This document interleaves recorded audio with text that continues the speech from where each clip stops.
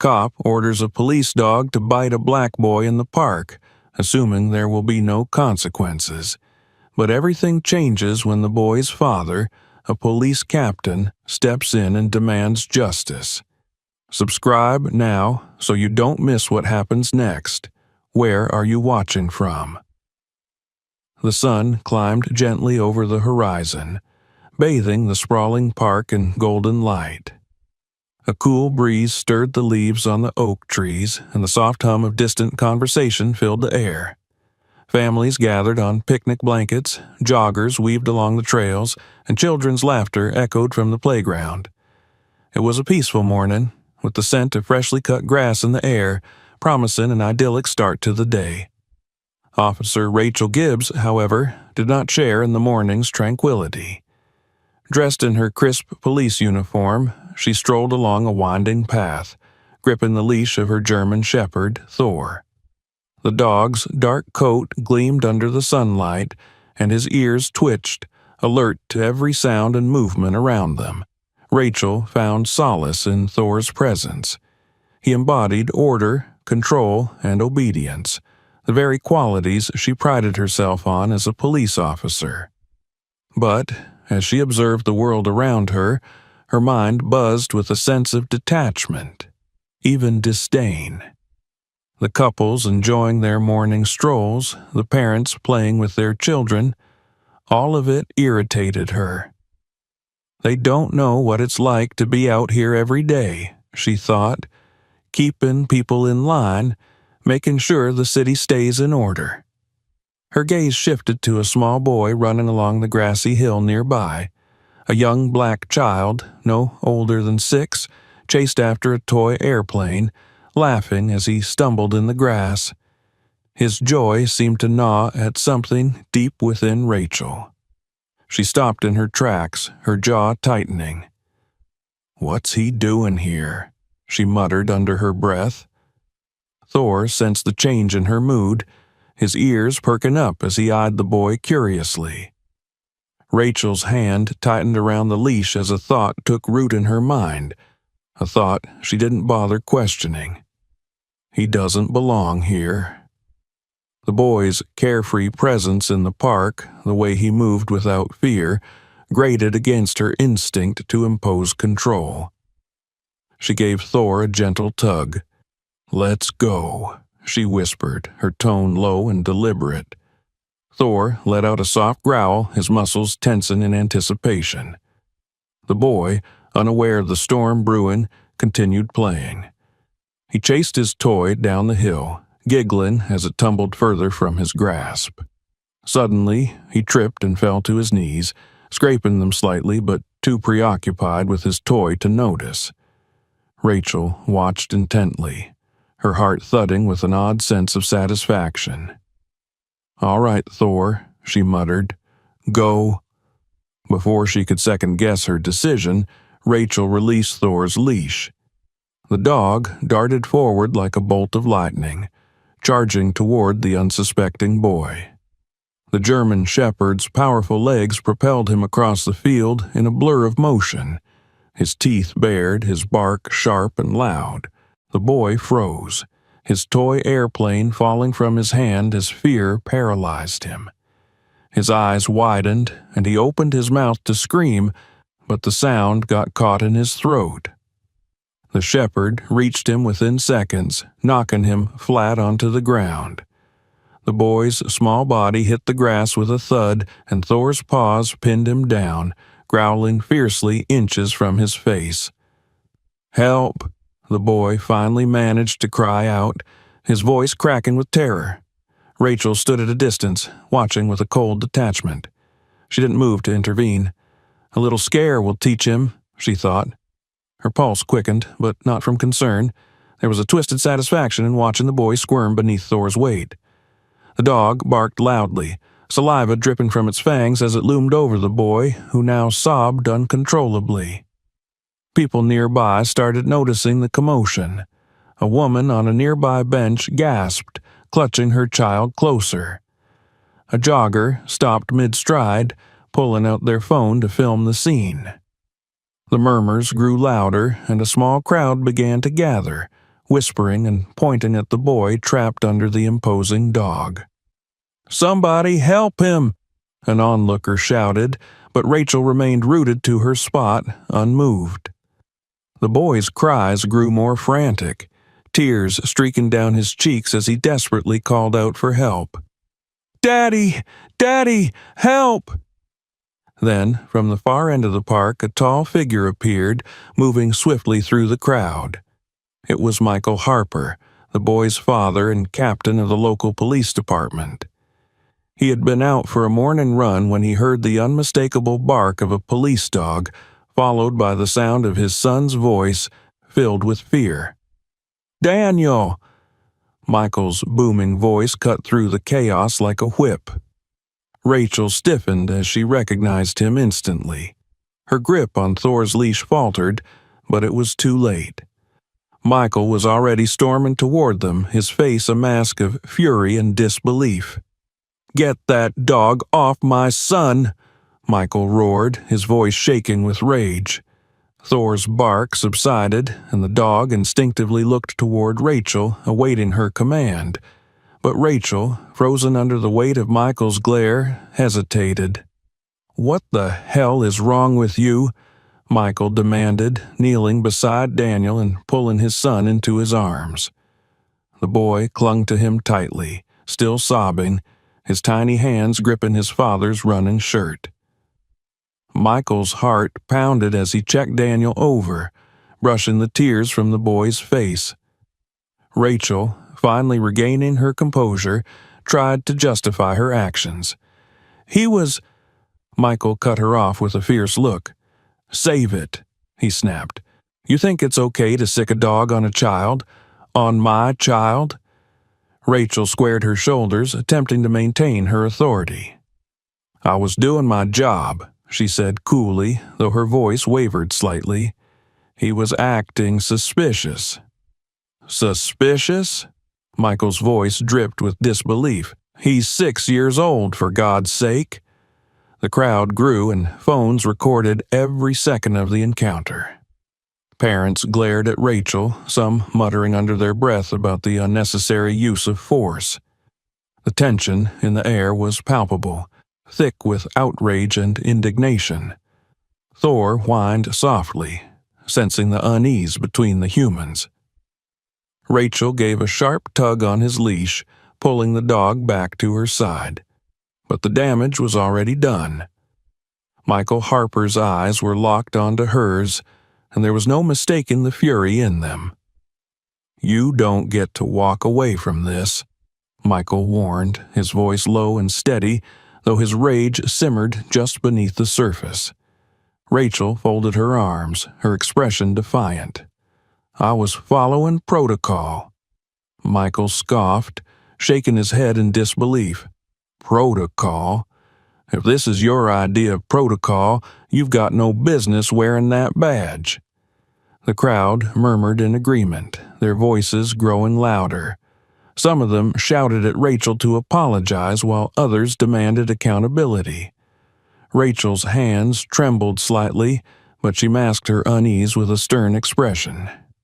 As Michael stood, cradling Daniel in his arms, he leaned closer to Rachel, his voice barely above a whisper, but laced with steel.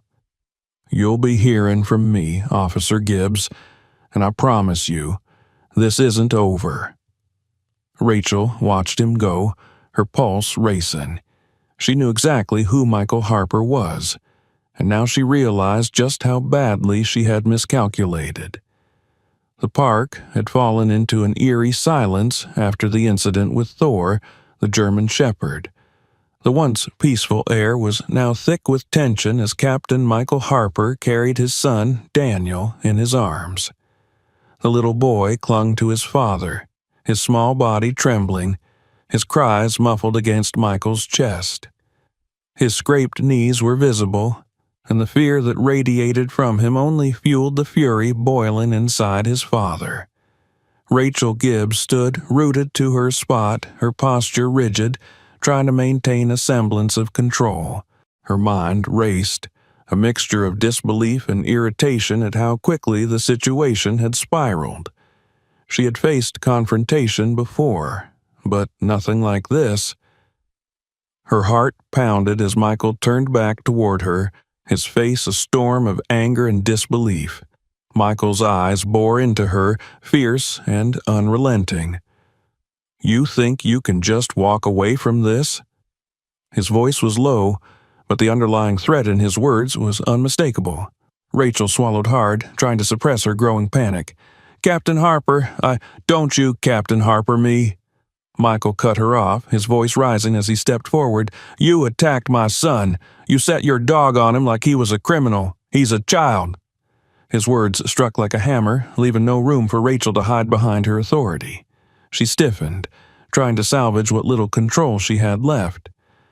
"He was behaving suspiciously," she repeated, though now her words lacked the certainty they held before. Michael's eyes widened in disbelief. "Suspicious? He's 6 years old." His voice boomed across the park, drawing even more attention from bystanders who had gathered, phones raised, recording every word, every movement. "You see a black child, and that's your first thought, isn't it? He's suspicious." Rachel's face flushed. She opened her mouth to respond, but the words seemed to fail her. "That's not," she stammered, but Michael wasn't listening. His fury was too intense, too raw. "Do you even know who I am?" Michael demanded, his voice still seething but now controlled. "You work for me. I'm your captain, and I will not let this slide." Rachel's pulse quickened. She had known Michael Harper for years, but always from a distance. He had a reputation for being a fair and dedicated leader, well respected by the department. But she never imagined she would find herself on the receiving end of his wrath. Worse still, the realization dawned on her that her actions today had crossed a line that could destroy her career. But she couldn't afford to show weakness now, not in front of all these people. She straightened her shoulders and lifted her chin. "I was doing my job," she insisted, though her voice lacked the conviction it once held. "I was ensuring the safety of the park. The boy was alone, acting erratically, and I followed protocol." "Protocol?" Michael repeated the word like it was poison on his tongue. "Your protocol is to attack children now, to unleash a dog on a 6-year-old without even assessing the situation?" He shook his head in disbelief. "You think you're above the law, don't you, because you wear that uniform?" Rachel's composure faltered, the cracks beginning to show. The crowd was growing, and the murmur of voices around them only intensified her anxiety. She glanced around, catching sight of the many phones pointed in their direction, recording every second. Her colleagues would see this, her superiors would see this, and soon enough the entire city would know what happened in the park today. Before she could respond, Michael's attention shifted back to Daniel, who was still clutching his father's shirt, his body shaking with soft sobs. Michael knelt down, pulling his son closer. "Are you okay, buddy?" he asked gently, brushing his fingers through Daniel's hair. "Did the dog hurt you?" Daniel shook his head, though his face was still pale with fear. "I was just playing, Daddy," he whispered, his voice trembling. "I didn't do anything wrong." Michael's heart clenched at the sound of his son's words. He kissed Daniel's forehead and stood back up, his gaze hardening as it returned to Rachel.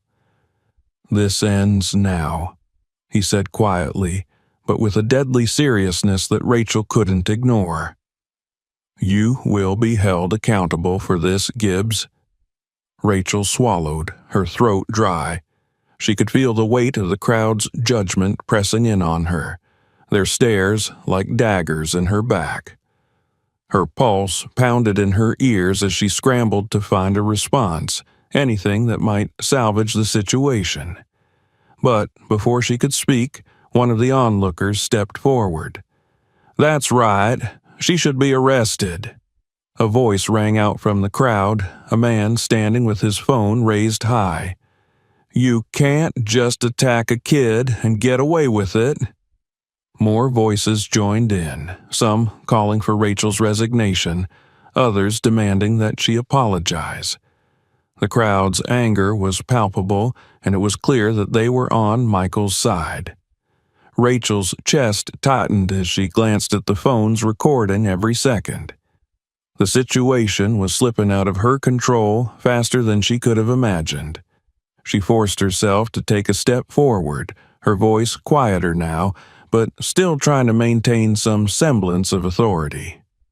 "Captain, I didn't mean for this to happen. It was a misunderstanding." Michael's gaze hardened, his patience clearly wearing thin. "A misunderstanding? My son could have been seriously hurt. If I hadn't been here—" He didn't finish the sentence, but the implication hung in the air like a storm cloud. Rachel opened her mouth to respond, but just then a man in the crowd stepped forward. "I got everything on camera," he said, holding up his phone for Michael to see. "You should take this to Internal Affairs. This is police brutality, plain and simple." The crowd murmured in agreement, and Rachel's stomach dropped. Internal Affairs. If this went to IA, it would mean a full investigation, and with the video evidence circulating, her career could very well be over. Michael turned to the man with the phone and gave a curt nod. "Thank you," he said, his voice calm but strained. Then he looked back at Rachel. "You will be investigated for this, Gibbs, and trust me, there will be consequences." Rachel's mind raced, the reality of the situation crashing down on her. She had made a grave mistake. She had underestimated Michael Harper and the public's reaction. What she had thought would be a simple act of maintaining control had turned into a nightmare, and now there was no turning back. Michael gave her one final look, his expression filled with both disappointment and determination. "I'll be filing a report with IA today," he said. "I suggest you get a lawyer." With that, he turned and walked away, carrying Daniel in his arms. The crowd parted for him, and as he passed, people murmured words of encouragement, offering their support. Rachel stood frozen in place, her mind still reeling from the encounter, her heart pounding in her chest. As Michael disappeared from view, the reality of what had just happened hit Rachel like a tidal wave. Her career, her reputation, everything she had worked for, was now hanging by a thread. She glanced down at Thor, who sat obediently by her side, unaware of the chaos that had just unfolded. Rachel let out a shaky breath, feeling the eyes of the crowd still on her. Her body felt heavy with the weight of her mistake, and as she stood there, surrounded by judgment, she knew that the worst was yet to come. Michael Harper sat in his office, a heavy silence settling over him. The anger from the park incident still lingered, but now it was focused into a determined resolve. The image of his terrified son lying helpless beneath Thor's weight haunted his thoughts, fueling his decision to act. As captain, he had the authority to open an internal investigation, and that was exactly what he intended to do, no matter the cost. He took a deep breath and pulled out the necessary paperwork, his fingers moving methodically over the keyboard as he drafted the complaint. It was straightforward, an official accusation of misconduct against Officer Rachel Gibbs for the unjustified use of force and negligence. The report included detailed descriptions of the incident, along with references to the video evidence captured by bystanders. As the words filled the screen, a knock at the door pulled Michael from his thoughts. He glanced up to see one of his fellow officers, Detective Simmons, standing in the doorway. Simmons was a seasoned officer, older than Michael, with a reputation for knowing which battles to fight and which to avoid. "You really going through with this, Mike?" Simmons asked, his tone a mixture of curiosity and concern. Michael leaned back in his chair, crossing his arms. "I don't have a choice," he replied evenly. "What she did was wrong." Simmons stepped further into the office, closing the door behind him. "Look, I get it," he said cautiously, "but this is going to stir things up. Gibbs has connections, powerful ones. Some folks in the department aren't going to like you going after her." Michael's jaw tightened. "I don't care who her friends are. My son was attacked, Simmons, by one of our own. There's no sweeping this under the rug." Simmons sighed, rubbing the back of his neck. "I just hope you know what you're getting into. This could get ugly fast." Michael gave a short nod. "Let it." As Simmons left the office, Michael stared at the report on his screen for a moment longer before hitting submit. The gears were now in motion and there was no turning back. The complaint would go straight to Internal Affairs, triggering a formal investigation that would force the department to confront one of its own. Word of the incident spread like wildfire. Within hours, videos from the park had gone viral, making their way across social media platforms and news outlets. Hashtags calling for accountability gained traction, and the public was quick to voice its outrage. Headlines splashed across screens: "Officer sets police dog on child. Father seeks justice. Police captain's son attacked by fellow officers K9. The public response was overwhelming. Local activists organized protests outside the police station, demanding an immediate suspension of Officer Gibbs. Comment sections filled with anger, with some people sharing their own stories of police misconduct.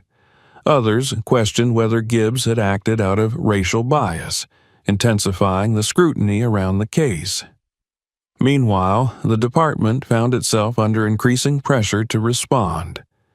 The chief called for an emergency meeting, and Michael knew the investigation was going to meet resistance, not just from Gibbs, but from the very people he worked with every day. Later that afternoon, Michael sat in the conference room with his fellow officers. The atmosphere was tense, thick with unspoken resentment. Across the table, Rachel Gibbs sat with her arms folded, flanked by two senior officers who were visibly uncomfortable with the situation. The chief, a stern-faced man named Wallace, opened the meeting with a curt nod toward Michael.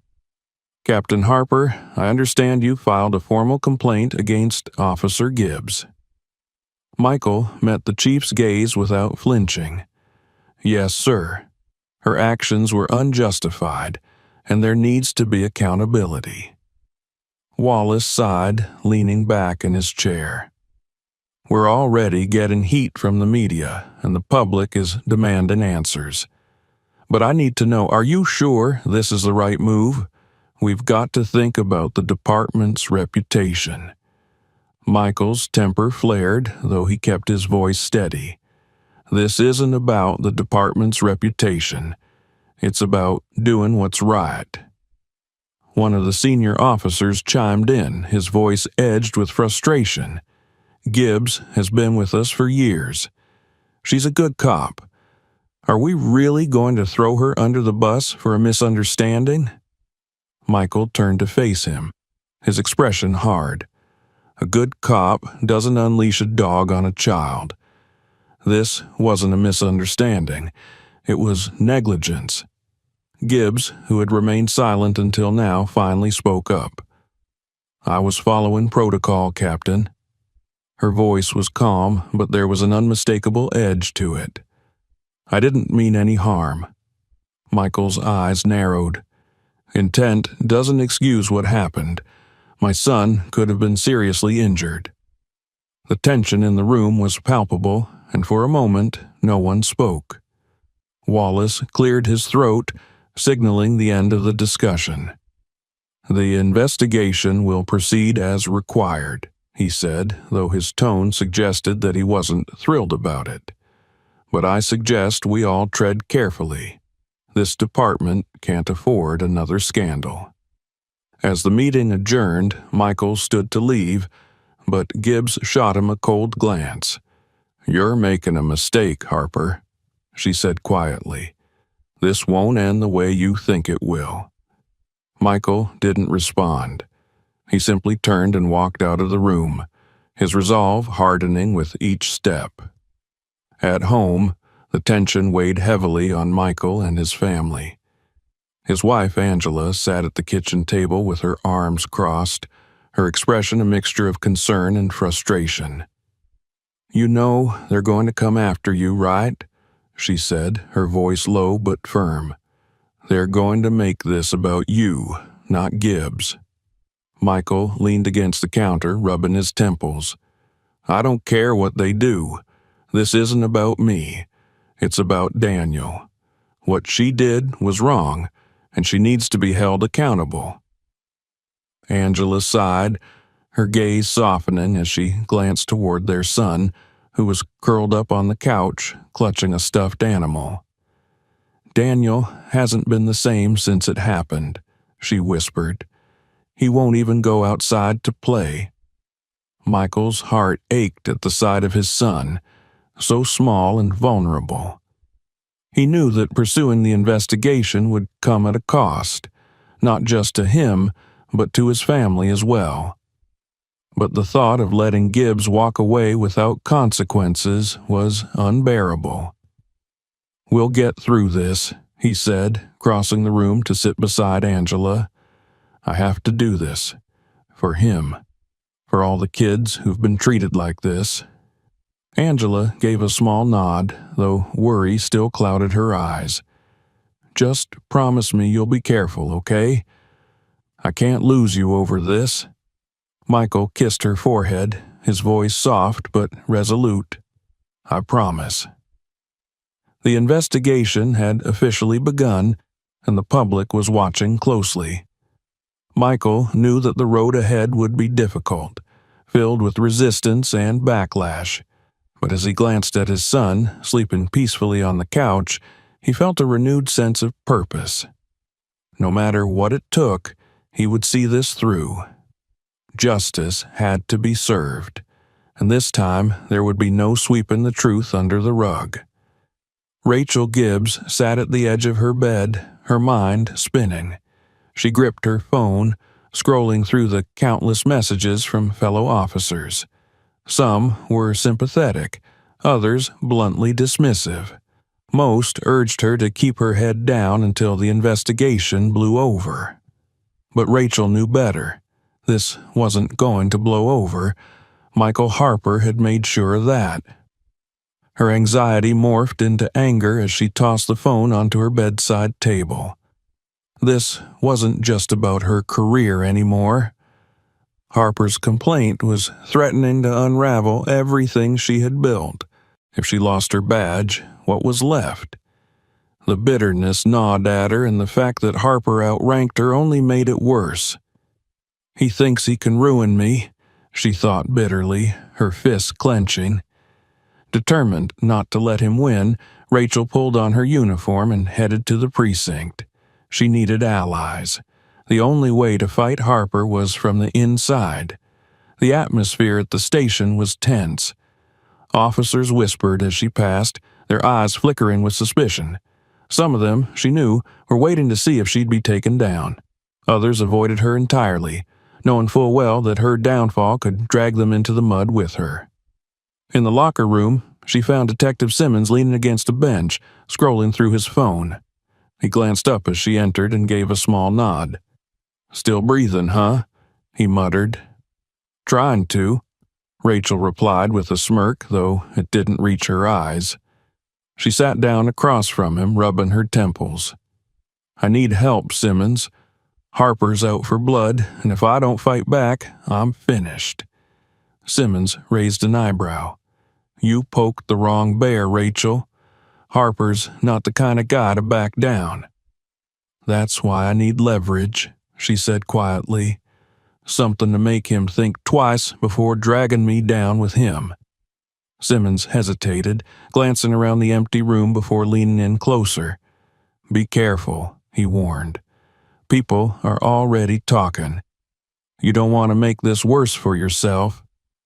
Rachel exhaled sharply, her frustration mounting. "It's already worse." As she left the station, her thoughts raced. She knew she had to act fast. If Harper wanted a fight, he was going to get one. Meanwhile, at home, Michael Harper sat across from his wife at the dining table, exhaustion weighing heavily on him. Angela's face was lined with concern, her hands folded tightly in front of her. "How long do you think this is going to drag on?" she asked, her voice barely above a whisper. "As long as it takes," Michael replied. He glanced towards the living room where Daniel sat quietly with a book, his eyes downcast. The lively, playful child he once knew had been replaced by a quiet shadow of himself. "He's scared," Angela said softly. "He hasn't slept properly since it happened. And now you're getting pulled deeper into this mess at work." Michael rubbed his hands over his face, the weight of the situation pressing down on him. "I know," he said, "but I can't back down now. If I let this slide, what kind of message does that send to him or to the other kids who look like him?" Angela's eyes softened. "I just don't want this to break you, Michael. You've been fighting your whole life, and I know you'll fight this too, but be careful, please." Michael nodded slowly. "I'll be careful, but I need to see this through." As they sat in silence, the phone buzzed on the table. Michael glanced at the screen. It was an email from Internal Affairs, a formal notice that the investigation into Rachel Gibbs had begun. Attached were initial statements from witnesses, including one officer who had already reached out anonymously to corroborate Michael's account. But there was more. A second email from an anonymous source hinted at past complaints against Gibbs, complaints that had been quietly dismissed over the years. Michael's heart raced. This was exactly what he needed to build his case. He forwarded the emails to his lawyer, his resolve hardening. Gibbs wasn't just going to walk away from this. He would make sure that. Back at the station, Rachel Gibbs was already on the offensive. She sat in the office of her union representative, her jaw clenched as they discussed the situation. "You've got options," the representative said, flipping through a thick folder of paperwork. "You can claim that Harper's actions are personal. Make it about bias. Say he's using his son's incident to target you unfairly." Rachel smirked, though it felt hollow. "You think anyone's going to buy that?" "It doesn't matter if they buy it," the representative replied with a shrug. "What matters is planting the idea. Make Harper look like the one with an agenda. Cast doubt on his motives." Rachel nodded slowly, the gears turning in her mind. It was a dirty tactic, but if it meant saving her career, she was willing to use it. She stood up, straightening her uniform. Do it, whatever it takes. As the day wore on, tensions at the precinct continued to rise. Michael could feel the walls closing in as whispers spread through the department. Gibbs was playing dirty, and he knew it was only a matter of time before the pressure escalated. That evening, as Michael sat on the porch with Daniel beside him, the boy finally spoke. "Are you going to stop her, Daddy?" Michael looked down at his son, his heart aching at the fear in the boy's voice. He wrapped an arm around Daniel's small shoulders. "I'm going to try, buddy. I promise." Daniel looked up at him with wide, hopeful eyes. "What if they don't listen?" Michael sighed, pulling his son closer. "Then we make them listen." The boy nodded quietly, resting his head against his father's side. Michael stared out into the darkening sky, his resolve burning brighter than ever. The battle had only just begun, and Michael Harper was ready to fight. For his son, for justice, and for every child who had ever been treated unfairly. The following morning, Michael Harper walked into the precinct, his mind buzzing with thoughts of the investigation. He had spent the night reviewing witness statements and gathering evidence to strengthen his case against Rachel Gibbs. The revelations about her history of misconduct had only fueled his determination to see the process through. Yet, every step forward felt like wading deeper into treacherous waters. Inside the precinct, tension was palpable. Officers who once greeted him warmly now averted their gazes. The pressure from Gibbs's allies was mounting, and whispers of the investigation had spread through the ranks like wildfire. As Michael headed toward his office, a familiar voice called out, "Harper." He turned to see Detective Simmons leaning against a doorway, a concerned look on his face. A word. Michael gave a curt nod and followed Simmons into an empty conference room. Simmons shut the door behind them, then turned, folding his arms. "You've stirred up a hornet's nest, man." "I'm aware," Michael replied coolly, crossing his arms. Simmons exhaled through his nose, as if weighing his next words carefully. "They're coming at you from every angle, Mike. Gibbs is claiming you're targeting her personally. Says this whole investigation is a vendetta because she disciplined some of your officers." Michael's jaw clenched, but he forced himself to stay calm. "She's lying. This isn't personal. She's covering for what she did." "I know," Simmons muttered, "but the department's trying to spin it her way. They're digging for anything they can use against you." Michael leaned back, his expression hardening. "Let them dig. I've got the truth on my side." Simmons gave a small, humorless chuckle. "The truth doesn't always matter, Mike. You know that better than anyone." At home, the pressure was beginning to take its toll. Angela sat at the dining table, her hands wrapped around a coffee mug, watching the news coverage. Reporters speculated on the investigation, twisting the narrative in ways that made Michael seem like a man on a personal crusade against Gibbs. Angela sighed deeply as she muted the television, glancing toward the living room where Daniel played quietly with his toys. The boy's usual energy and joy were still missing, replaced by a cautiousness that hadn't been there before the incident. When Michael returned home that evening, Angela met him at the door, worry etched across her face. "They're saying you're biased, Michael," she said, her voice heavy with concern. "They're trying to make it look like you're doing this out of revenge." Michael shrugged off his coat and tossed it over a chair. "They can say whatever they want. I'm not backing down." Angela's eyes softened as she stepped closer, placing a hand on his arm. "I just don't want you to lose yourself in this, Michael. You've been through so much already." He gave her a tired smile, brushing a strand of hair from her face. "I'm doing this for Daniel, for all the kids who get treated like this." Angela nodded, though the worry in her eyes didn't fade. "Just be careful, okay?" "I will," he promised.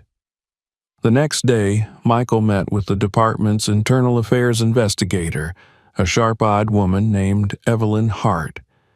She was known for her no-nonsense approach, and Michael felt a sliver of relief knowing she was assigned to the case. Hart laid out the latest findings. Several officers had come forward with complaints against Gibbs. Some were too afraid to testify, but a handful had agreed to give anonymous statements. Their stories painted a damning picture. Gibbs had a history of excessive force and abuse of power, all of which had been quietly swept under the rug until now. "It's worse than we thought," Hart said, flipping through her notes. The department covered for her multiple times. They'll try to do it again if we don't act quickly." Michael nodded. "I'm not letting them get away with it this time." But just as things seemed to be turning in his favor, new challenges emerged. Gibbs's allies within the department were working behind the scenes, pressuring witnesses to recant their statements. Threats were made, and some officers backed out, fearing retaliation.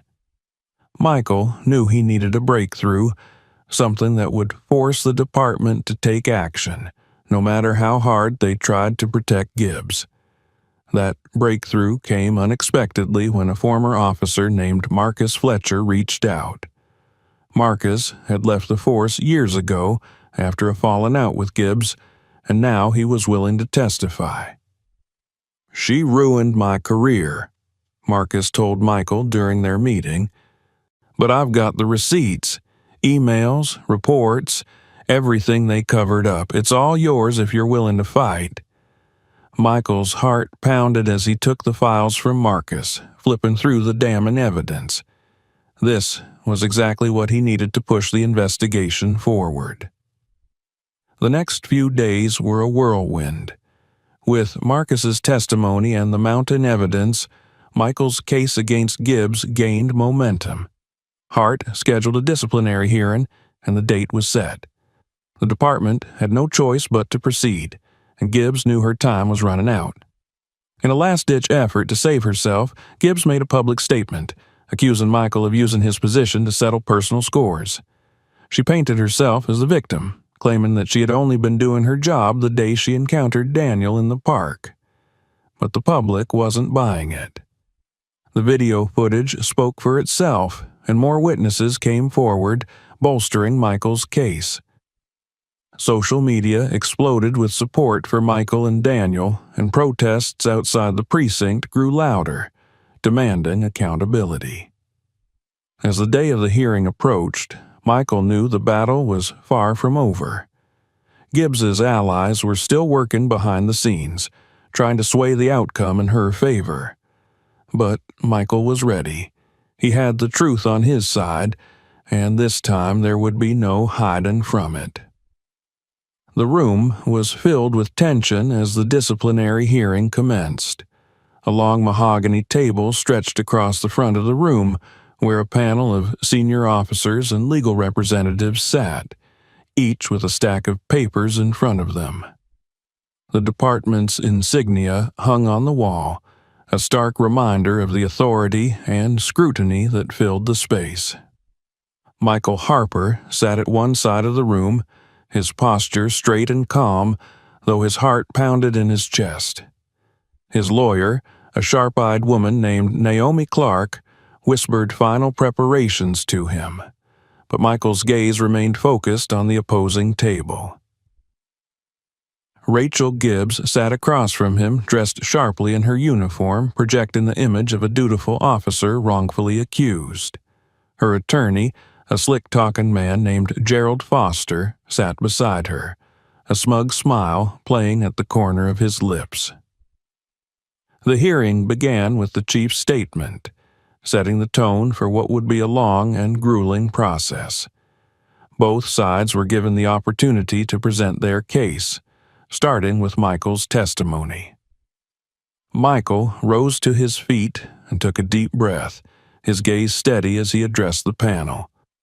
"I stand here not just as a father," he began, "but as an officer committed to justice. What happened in the park that day was not an accident, and it wasn't a misunderstanding. It was an abuse of power. Officer Gibbs's actions were reckless and unjustified, and they could have cost my son his safety, or worse." His words were met with silence, the weight of his testimony settling over the room. He detailed the events of that day, from the moment he saw his son pinned beneath Thor to the confrontation that followed. "This is not about personal vendettas," Michael continued. "This is about holding ourselves accountable. As officers, we cannot pick and choose when to follow the law and when to abuse it. The panel nodded solemnly, their expressions unreadable. But Michael could see their unease. They knew this case had become more than just an internal investigation. It was a public spectacle, and the department's reputation was on the line. When Michael finished his testimony, Naomi Clark presented the video evidence. The footage showed Daniel lying on the ground, terrified, with Thor snarling above him while Gibbs stood by, unmoved. The panel watched in silence, the uncomfortable reality of the footage undeniable. Next came the testimonies from witnesses. Some spoke anonymously, fearing retaliation, while others appeared in person to recount the events. The pattern of Gibbs's misconduct was clear. This wasn't the first time she had crossed the line, and unless action was taken, it wouldn't be the last. Gerald Foster leaned back in his chair as the panel turned to Gibbs. His confidence was palpable as he introduced her statement. "Officer Gibbs has served this department honorably for years," Foster began smoothly. "She's been on the front lines protecting our community. What happened in the park that day was an unfortunate misunderstanding. She acted out of caution, not malice." Gibbs straightened in her seat, her expression carefully neutral. "I didn't mean to harm the boy," she said. "I believed he was acting suspiciously, and I made a split-second decision to release Thor. It was never my intention to hurt anyone." Her words were carefully rehearsed, but they rang hollow. Michael clenched his fists beneath the table, his frustration simmering just below the surface. It was clear that Gibbs was trying to paint herself as the victim, a dedicated officer caught in an unfortunate situation. Foster continued his defense, attempting to cast doubt on Michael's motives.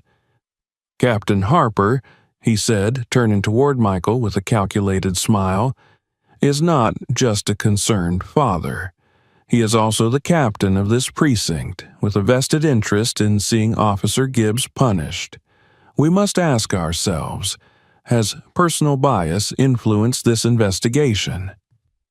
The panel murmured among themselves, and Michael could feel the weight of Foster's words pressing down on him. He knew this tactic well. Turn the victim into the aggressor, shift the blame, and muddy the waters just enough to create doubt. Just as the tension reached its peak, Naomi Clark stood. "The defense wants to make this about Captain Harper's motives," she said calmly. "But this case isn't about motives.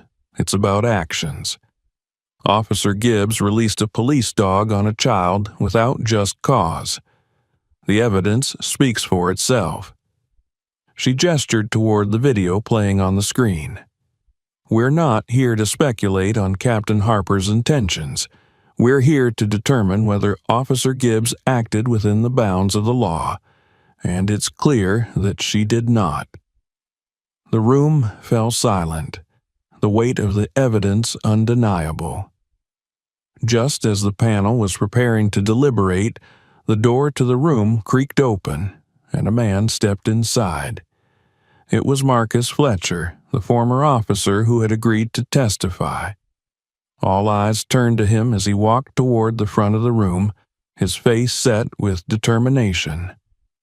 "I have something to say," he announced, his voice steady. Michael exchanged a glance with Naomi, relief washing over him. Marcus's testimony was the final piece of the puzzle, a witness with first-hand knowledge of Gibbs's misconduct. "I worked with Rachel Gibbs for years," Marcus began, his voice loud and clear, "and I saw firsthand how she abused her power. This isn't the first time she's used excessive force, and unless something changes, it won't be the last." The panel listened intently as Marcus detailed several incidents, providing damning evidence of Gibbs's history of misconduct. The room buzzed with murmurs as his testimony unfolded, the tide of the hearing shifting in Michael's favor. When Marcus finished, he handed over the documents he had brought, emails, internal reports, and records that painted a troubling picture of Gibbs's career. The panel studied the evidence carefully, their expressions grave. With the truth laid bare, the panel called a brief recess to deliberate. Michael sat silently at the table, his heart pounding in his chest. Naomi placed a reassuring hand on his shoulder. "We've got this," she whispered. After what felt like an eternity, the panel returned. The lead officer cleared his throat and looked directly at Rachel Gibbs. "After reviewing the evidence and considering all testimonies," he began, "we have concluded that Officer Gibbs's actions were in clear violation of department policy. Effective immediately, Officer Gibbs is relieved of her duties." A collective breath seemed to escape the room as the decision was announced. Gibbs sat frozen in her chair, disbelief etched across her face. Gerald Foster leaned in to whisper something to her, but she didn't respond. Her career was over, and there was no escaping the consequences this time. Michael exhaled slowly, the weight of the battle finally lifting from his shoulders. He glanced toward Marcus and gave him a grateful nod. The fight had been long and exhausting, but justice had prevailed. As the room emptied, Michael stood and made his way toward the door, where Angela and Daniel waited. Daniel's face lit up as he saw his father, and Michael scooped him into his arms, holding him close. "It's over, buddy," Michael whispered. "We did it." The aftermath of the hearing rippled through the department like a shockwave. The official decision to terminate Rachel Gibbs had been met with mixed reactions. Some officers resented Michael Harper for what they saw as a betrayal of one of their own, while others quietly supported the outcome, relieved that someone had finally held Gibbs accountable. The tension between those two camps was thick, lingering in the hallways of the precinct, but for Michael, it was a different kind of weight that settled in his chest. The battle he had fought was over, yet the victory felt strangely hollow. There were no celebrations, no triumph, just the quiet realization that doing the right thing didn't always feel like a win. The following week, Michael stood outside the precinct, watching as Rachel Gibbs walked across the parking lot.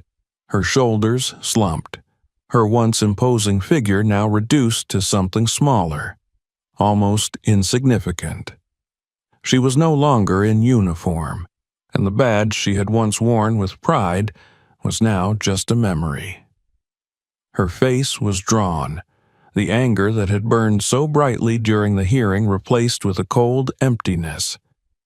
As she passed by, their eyes met briefly. There were no words exchanged, but Michael could see the bitterness in her gaze. He had expected her to lash out, to throw one final barb his way, but instead she simply turned and continued walking, her figure disappearing down the street. Michael exhaled, the tension in his chest finally easing as he turned to head back inside. The door had barely closed behind him when he was greeted by a few of his colleagues. Some gave him nods of quiet respect, while others avoided his gaze altogether. He could sense the shift in how he was viewed, no longer just as their captain, but as the man who had exposed one of their own. It wasn't a comfortable position, but it was one he accepted. Later that day, Michael sat in his office staring out of the window. The weight of everything he had been through, facing his own department, the public scrutiny, and the fear for his son's safety, seemed to settle all at once. For the first time in weeks, he allowed himself to breathe, truly breathe, knowing that the immediate battle was behind him. But as he leaned back in his chair, he couldn't shake the feeling that the fight wasn't over. The case against Gibbs had been won, but the larger battle, the one against the systemic issues that allowed officers like her to operate unchecked, was far from finished. Michael knew that this victory was just one step in a much longer journey. His position in the department, His ability to influence change from within gave him a platform, but it also made him a target. There would be more challenges ahead, and he had to be ready for them. At home, the tension that had plagued Michael's family had finally started to lift. Angela was in the kitchen preparing dinner while Daniel played with his toys in the living room. The boys' laughter echoed through the house, something Michael hadn't heard in what felt like an eternity. As Michael stepped through the door, Daniel's face lit up. "Daddy," he called, running toward his father with his arms outstretched. Michael scooped him up, holding him close as the boy giggled, the sound filling the room with warmth. "Did you have a good day, buddy?" Michael asked, his voice soft. Daniel nodded enthusiastically. "I played outside today. I wasn't scared." Michael smiled, his heart swelling with pride. "That's great, buddy. I'm so proud of you." Angela appeared in the doorway, wiping her hands on a towel. She gave Michael a knowing smile, her eyes filled with the kind of quiet relief that only came after enduring something so intense, so emotionally draining, and surviving it. "How was work?" she asked, though the question carried an unspoken acknowledgement of everything they had been through. "Quiet," Michael replied, setting Daniel down gently. "No more hearings, no more chaos, just normal." Angela chuckled, stepping forward to wrap her arms around him. "I like normal," she whispered against his chest. "Me too," he agreed, his arms encircling her. For a moment, they stood in silence, savoring the peace that had eluded them for so long. After dinner, as the sun began to set, Michael took Daniel for a walk in the park, the same park where everything had started. The air was cool, the golden hues of sunset bathing the trees in warm light. Families were scattered across the grassy knolls, children playing, dogs running freely, and the sounds of laughter filled the air. As they walked along the familiar path, Daniel's hand in his, Michael felt a sense of closure. The park no longer felt like a place of fear and tension. It was once again a place of peace, where his son could feel safe. Daniel paused by the hill where the incident had taken place, his eyes scanning the spot. Michael watched him carefully, wondering if the boy would be frightened or anxious, but instead Daniel smiled. "Look, Daddy, I can run," Daniel said, releasing his father's hand and sprinting down the grassy slope with the same joyful abandon he had before the incident. His laughter echoed through the park, and Michael couldn't help but smile. He stood there for a moment, watching his son run freely, feeling the weight of the last few weeks finally lift from his shoulders. It wasn't just a return to normal, it was a reclamation of everything they had lost during the ordeal. As Daniel ran back toward him, his face flushed with excitement, Michael knelt down and pulled his son into a tight embrace. "I love you, buddy," he whispered, his voice thick with emotion. "I love you too, Daddy," Daniel replied, his arms wrapping around Michael's neck. For the first time in what felt like forever, Michael Harper felt at peace. The battle was over, but the lessons would stay with him forever. He had fought for justice, not just for his son, but for every child who deserved to grow up without fear. And though there were more battles ahead, Michael knew he had the strength, the courage, and the resolve to face them, because he wasn't just fighting for himself. He was fighting for his family, for his community, for justice. As they walked home together, the park fading behind them, Michael knew that no matter what challenges lay ahead, he would face them head on. Because now, more than ever, he understood the importance of standing up for what was right, even when the odds were stacked against him. And for Daniel, for his family, And for every child who would grow up in a world that was just a little bit better because of his fight, it was all worth it. Thanks for watching. If you enjoyed this story and want to see more, don't forget to hit that subscribe button. Stay tuned for the next video. There's so much more coming your way. And while you're here, check out some of our other videos. Don't miss out. Subscribe now, and we'll see you in the next one.